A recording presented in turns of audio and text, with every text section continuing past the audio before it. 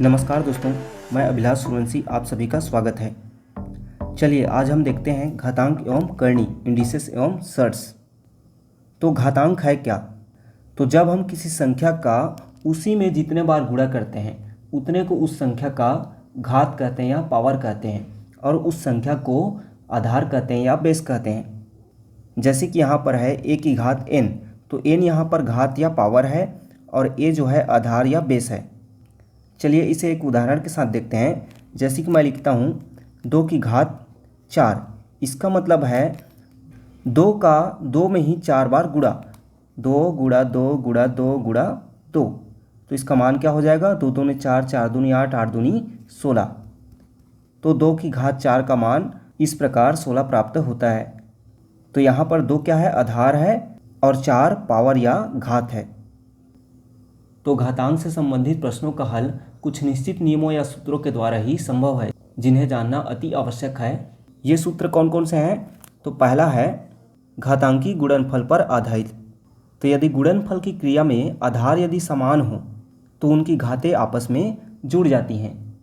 जैसे कि एग्जाम्पल के लिए a की घात 5 गुणा a की घात 3 लिखते हैं, तो इसका मान क्या हो जाएगा? यहाँ पर आधार सेम है a और a, तो यह a हो जाएगा और 5 और 3 जो घात हैं वो आपस में जुड़ जाएंगी, तो 5 धन 3 मतलब इसका मान हो जाएगा a की घात 8।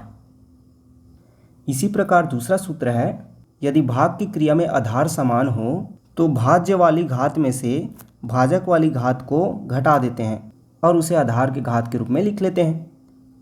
तो a की घात m भागित a की घात n, इसे हम a की घात m बटे a की घात n के रूप में भी लिख सकते हैं। तो यहाँ पर देखिए दोनों की आधार समान है a और a, इसलिए यह हो जाएगा a की घात m माइनस n, मतलब हमने उनके घातों को आपस में घटा दिया। इसे भी एक उदाहरण के साथ देखते हैं।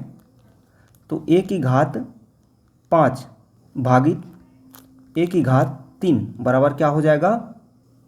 a की घात 5 ऋण 3 बराबर a की घात 2। तीसरा है घात की घात पर आधारित।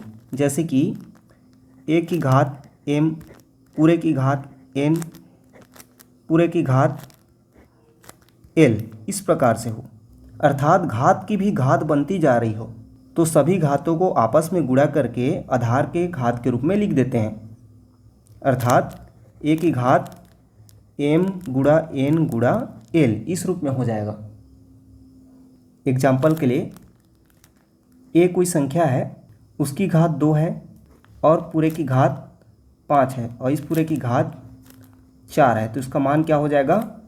तो a घात क्या है? 2 और 5 और 4, तो ये सब घातें आपस में गुणा हो जाएंगे, तो 2 गुणा 5 गुणा 4, इस प्रकार से इसका मान हमें क्या प्राप्त हो जाएगा? a की घात 5 दूनी 10 और 10 चौक 40।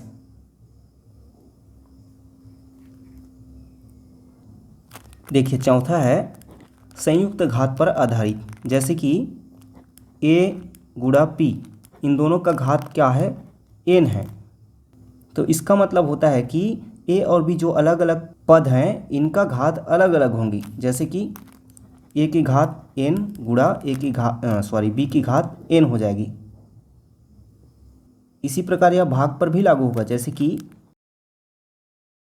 a बटे b की घात n, इसका मतलब हो जाएगा a की घात n बटे b की घात n। अगला है यदि किसी भी संख्या का घात 0 हो तो उस पूरे राशि का मान 1 हो जाता है। मतलब मान लीजिए कोई संख्या a है, इसका घात 0 है, तो इस पूरे का मान क्या हो जाएगा? 1 हो जाएगा। उदाहरण के लिए 15 की घात 0 है, तो इसका मान क्या हो जाएगा? 1 हो जाएगा। मतलब यहाँ पर कोई भी संख्या हो, चाहे कितनी भी बड़ी संख्या, यदि उसका घात 0 है तो उस पूरे का मान 1 हो जाएगा। अगला सूत्र है घात के चिन्ह को बदलने के लिए पूरे पद को 1 बटे के रूप में लिख देते हैं। तो यहाँ पर जैसे कि a की घात माइनस m है, तो इस माइनस m घात को प्लस m में लाने के लिए हमको पूरे पद को 1 बटे के रूप में लिखना पड़ेगा और यह घात जो है धन हो जाएगा। या इसी को हम इस तरीके से भी लिख सकते हैं, यदि a की घात m है तो यह क्या हो जाएगा? a की घात माइनस m। इसी को ही हम बटे के रूप में भी देखते हैं कि यदि a बटे b का घात माइनस m है तो यह घात m प्लस कैसे होगा। तो इसके लिए हम इस भिन्न के अंश और हर को आपस में बदल देते हैं और घात प्लस हो जाता है। तो इसका मान क्या हो जाएगा, b बटे a, और यह घात जो है प्लस में हो जाएगा। अगला है, यदि a की घात n बराबर b हो तो a बराबर क्या हो जाएगा, b, और ये जो घात है वह 1 बटे n के रूप में हो जाएगा। या फिर इसे आप सीधा लिख सकते हैं करनी के रूप में, मतलब यह n घात की करनी हो गया। जैसे कि उदाहरण के लिए a की घात 3 बराबर 8 लेते हैं तो a बराबर क्या हो जाएगा 8, और यह जो 3 है वह इधर 1 बटे 3 के रूप में, या फिर सीधा लिख सकते हैं करनी 3 के रूप में। तो 8 का करनी 3 का मान क्या हो जाएगा,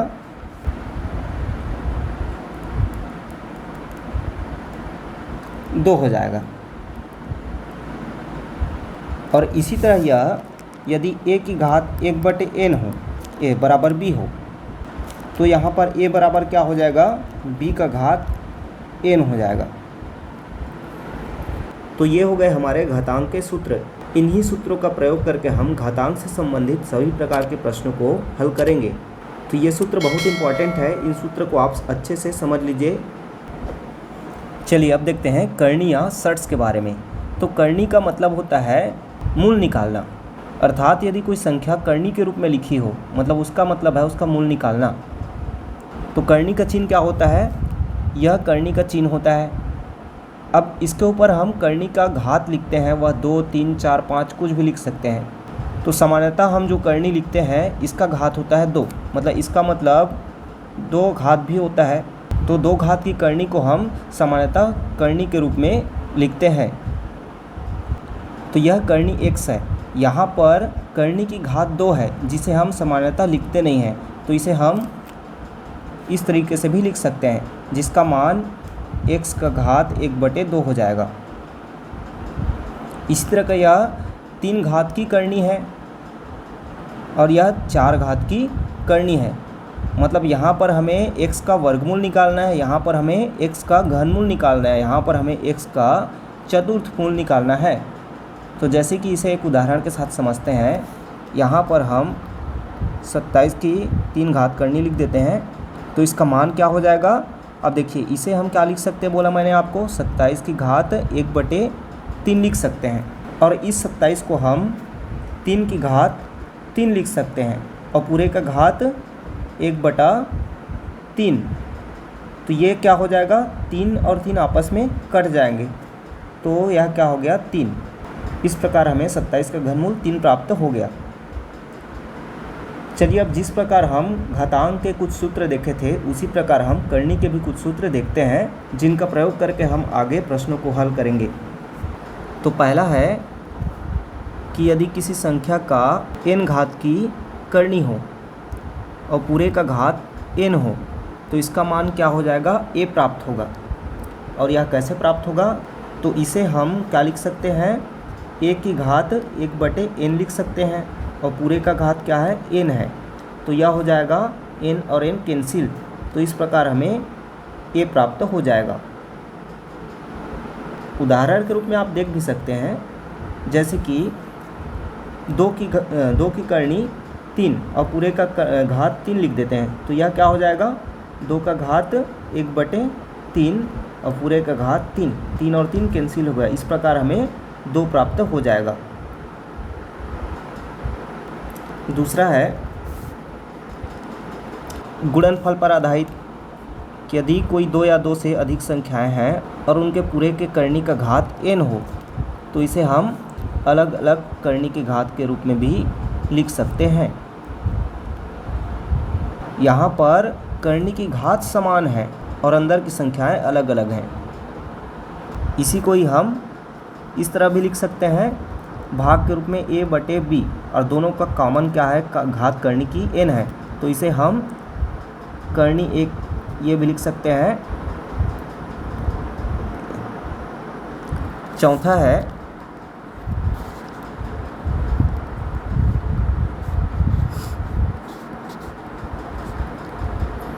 ए का n घात की करनी और पूरे का घात m, तो इसका मान क्या हो जाएगा। अब इसे देखिए लिख सकते हैं क्या, तो इसे हम करनी a की घात n, अब जो यह पूरे की घात m है उसे हम इस a की संख्या की घात के रूप में लिख सकते हैं, या फिर इसे हम a की घात m और करनी n है मतलब यह बटे n के रूप में भी लिख सकते हैं। जैसे इसे उदाहरण से देखते हैं, 2 घात की करनी 4 है और पूरे की घात 3 है, तो इसे हम लिख सकते हैं 4 की घात 3 और पूरे की करनी घात 2। अब यह हो जाएगा 4 का 3 बार गुणा मतलब 4 चौक 16, 16 चौक 64, तो 64 का वर्गमूल हो जाएगा 8। इस प्रकार से इसका मान हमें 8 प्राप्त हो जाएगा। अब पांचवा है,